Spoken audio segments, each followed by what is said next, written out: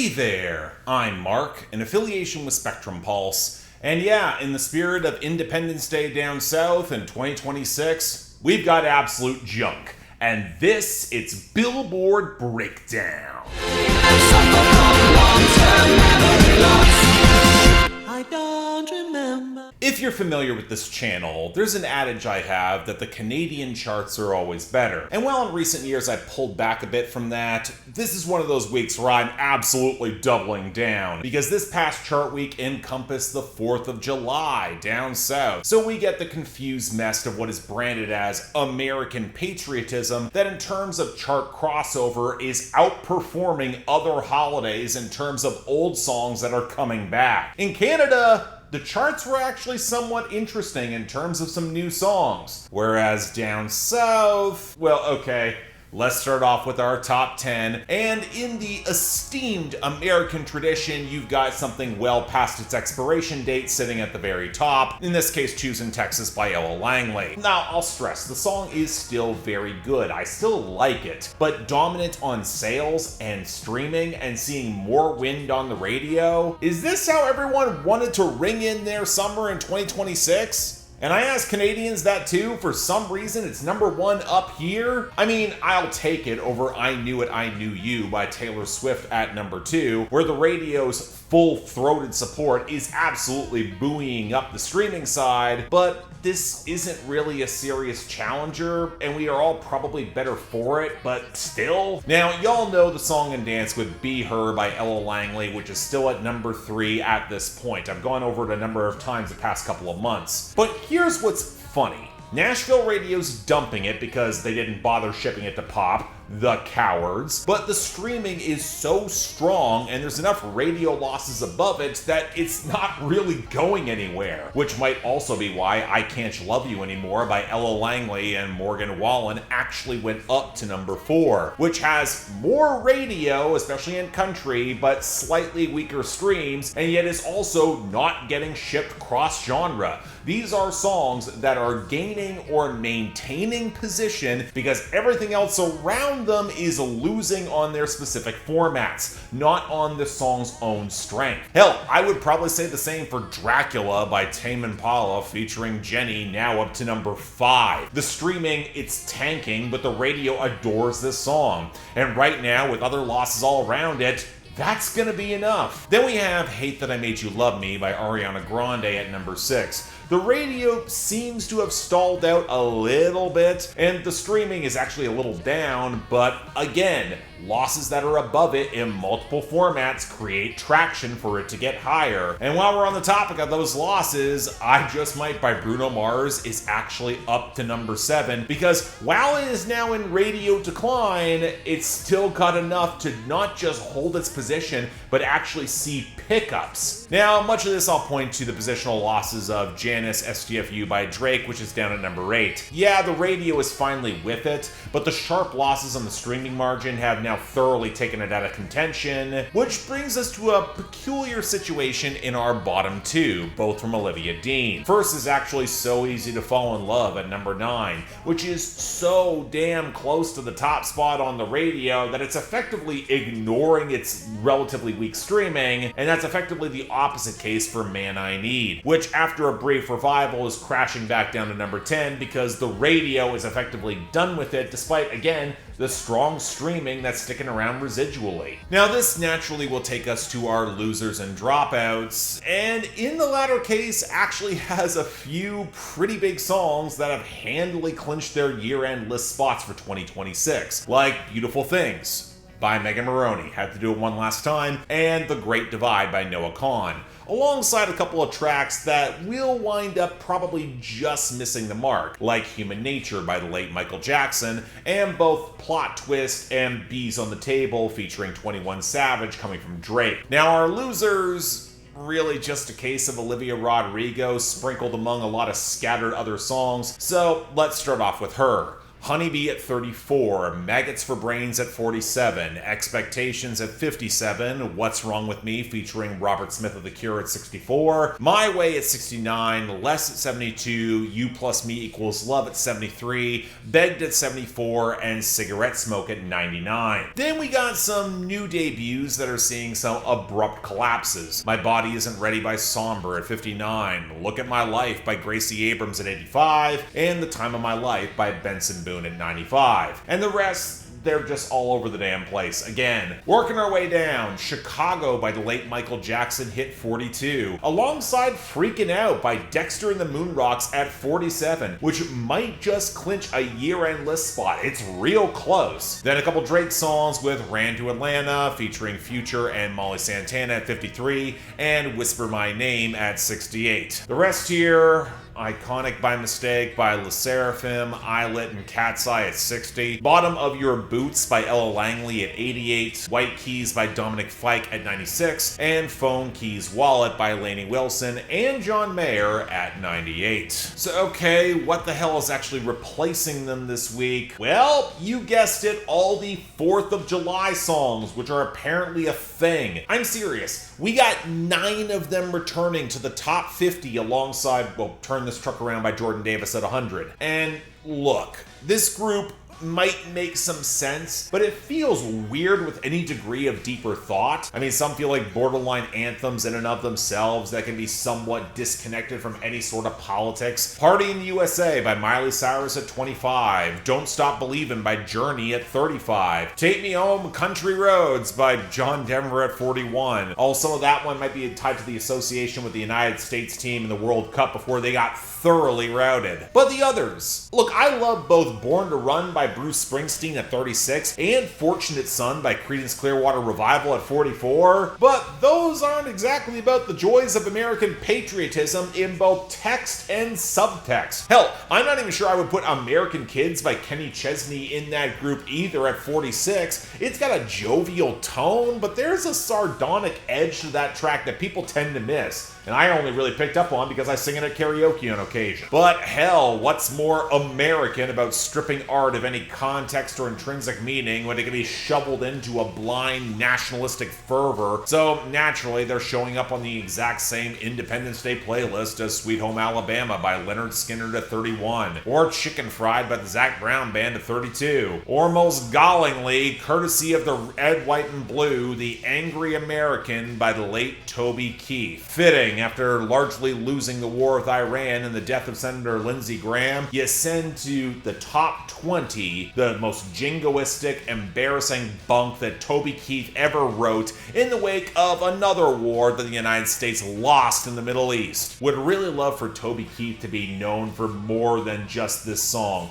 All I am saying. Anyway, going back to the World Cup here, there's the expected gain for Die Die by Shakira and Burna Boy, all the way up to 55 as the official anthem of the thing. And the other two gains, well, Rocky Mountain Low by Corey Kent and Co Wetzel is just sticking around at 78, and Fever Dream by Alex Warren appears to have just enough legs to probably make the year-end list for 2026 at 40. I mean, we'll see how all that works out for him. The song is not that bad. And that means y'all are not getting any new songs from Madonna or Ken Carson in our sparse list of new arrivals. Instead, you're getting this. Number 91, Great Expectation by Sienna Spiro. I cried all the tears I could cry. If happiness is just an illusion, you are the best I ever had. Yeah, the one song America got from albums impacting this chart week is from probably the worst of the artists by a, well, not sure how considerable margin. That depends on the Ken Carson song and my headache at any given moment. Anyway, this was set to piss me off right from the jump because Great Expectations is a classic and a personal Dickens favorite of mine, but I also made the reasoned expectation pun partially intended, that any lyrical allusions are going to be clumsy to the point of irrelevance, and for her sake, I'm going to keep it there, because this might actually wind up one of the better cuts I've heard from her so far, mostly because the production's got enough tasteful swell and a surprisingly solid little piano rollick to give it some forward momentum for once. But that would all also require Sienna Spiro to be loose enough in order to ride it and sell it well, and her shaky rasp isn't exactly that credible. But the revealing part of this song has to come in the content. 'Cause look, I'm not the sort of person who believes that you have to live the tragedy or trauma in order to add emotional intensity to your art. But Sienna Spiro is not nearly good enough in crafting a scene so I can actually buy into the melodrama she's selling. Made even worse because this was apparently about some guy who said he would come over, he never actually showed up, and thus she built up the entire fantasy in her head. And what's telling is that she outright says on the verses and chorus of the song that she embellished and tweaked the story to amplify the whole great expectation of what could have been, be it a romance or otherwise, to make it what she wants. Something that in an interview she actually admitted was a little bit overwrought, and yeah, she's right. But that self-awareness of how flimsy it all is doesn't translate to the writing. The big issue with Sienna Spiro is that she constantly wants to undercut the emotional through line of her melodrama with some self-awareness that she is above the material, but she's not a good enough performer nor writer to make it intellectually or even emotionally compelling. I wish I could have any expectations on this at all. Next, number 80, Misery by Pupsies. In the evening, so I ask you, am I just dreaming? I love you so much that it's dripping from my heart and such. I'm sorry, I know I'm too much to love to trust. I'm nothing but. This is a case where I saw the artist's name and my heart just sank. I'm a man in my mid-30s. If I'm about to get some cutesy operating on some level of irony, this is gonna bounce off me in record time, especially if it apparently sounds like digicore chiptune bedroom pop that sounds like it's trying to crib notes from a Glass Beach reject or maybe Black Dresses and wound up with the bastardization of both. What shocks me to the core is that this is charting on the Hot 100 at all. This is the sort of thing that barely even has a backing label behind it, let alone presence on the mainstream charts, but naturally you can trace this back to TikTok virality. But okay, if we are going to be getting this sound, look, I appreciate novelty, but this is not good. I've heard enough of it to know. The nursery rhyme patter of the hook gets incredibly annoying even before you realize that Pupsies isn't really an impressive singer, especially as she can't or won't make the full swerve into a more guttural voice when the song tries to get heavy and that plastic smile cracks. The chirpy chiptune and flattened buzzy foundation sounds really cheap, as do the guitars. And the sentiment of the misbegotten love curdling into obsession, I feel like it's been really overdone if you know this scene, especially when you realize that the key gimmick of this track is just hammering its hook into absolute oblivion. I mean, I get why some will like it on the basis of not being like the rest of the charts, but if you've been even somewhat closer to the queer digicore and spin-offs in the 2020s, you do not want this representing the scene, because it's really not good. Move on. Number 71, Ghetto Love Story by BabyChiefDoIt. Yes, I just wanna dance, baby. I won't tell on you. I won't tell on you. I just wanna dance. This has been my arc with engaging with BabyChiefDoIt. I'm pretty whelmed by what he initially charts. He then publicly admits he uses AI to write his lyrics. He tries to hastily backpedal from that, and I then don't have to care about anything he says or does ever again. What surprised me was the feeling that he had more hype before that admission, and then it all abruptly vanished. And that would make a certain degree of sense, given a lot of the younger generation's venomous backlash towards a lot of generative generative LLMs. But apparently Baby Chief Do It is charting again, and suddenly we're getting the fizzy 1980 synths and glossy patter, the liquid guitar touches, and the dubious crooning that DaBaby may have written to something of a comeback this year, but seems like it's built for the cheapest sort of pop rap crossover, down to the dated throwback flows and the painfully mediocre falsetto singing on that hook. If only Baby Chief Do It stopped there, because when you get into the lyrics, Baby Chief Do It is trying to tell a story about his ghetto lover, who actually has a boyfriend already, but he doesn't mind as he continues to try to woo her, mostly by calling her and her best friend dumb and dumber, then doubling down to call her stupid on the second verse, and now said boyfriend in the picture is violently hitting her and trying to stalk her, so clearly Baby Chief Do It's the better option, at least by comparison. The line that annoyed me the most was his claim that plus folks' ass can't do what I can. I'm sorry, if you use an AI to write anything, not only is that bullshit, but with your limited singing, I'm not convinced you're doing it better than the statistical average of everyone else. So yeah, this kind of sucks too. No need to keep this around. And that naturally leads us to number 26, Morning Dew, Donk by Beyonce. You know the sunrise for you. Give me that morning dew. You know that I want it. Want you morning, every morning. You know the sunrise for you. Give me that morning dew. Look, even as someone who's not the biggest Beyonce fan, sometimes you see her opposite the rest of the debuts and you realize I don't even think it's a damn contest, especially if it's actually for an older song which might have some established cred. For those of you who don't know, this was reportedly recorded back in 2013, it leaked in 2021, it had a demo circulating online in 2023, it went viral on TikTok, and then officially got packaged as part of the 20th anniversary of Beyonce's sophomore album, B-Day. Side note, do folks actually care about B-Day that much beyond Irreplaceable or Beautiful Liar with Shakira? Maybe Ring the Alarm. I know some people stick up for Deja Vu with Jay-Z, but I am not one of them. Well, anyway, as someone who didn't really get familiar with Morning Dew Donk, but as someone who does have some lingering issues with Beyonce recording around her self-titled project too, I was pleasantly surprised to mostly like what she was doing here with the stacked credits of Pharrell, The Dream, and Dixon,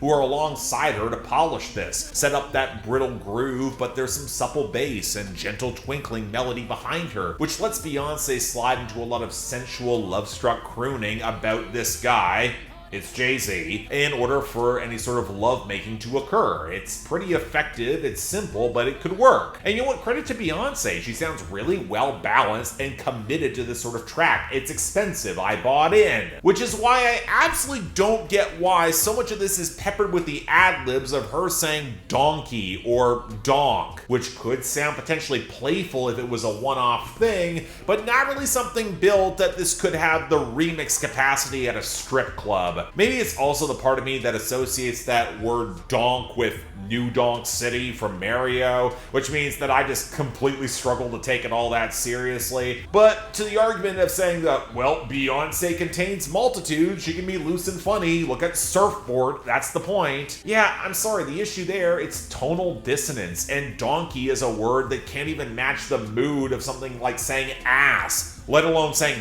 donk. I mean, the song's still fine, I get when and where it's gonna work, Beyonce can certainly sell it, but this is also the definition of a throwaway. I get why it took so long for us to get it now, and I don't especially expect it's gonna stick around. But yeah, on a short week full of junk, Beyonce is delivering the best of them, good lord. The worst, I'm going to Misery by Pupsies, and both of its insufferable, annoying hook, and the fact that we're going to have this crossover, we really didn't need its most banal and cliched version of it.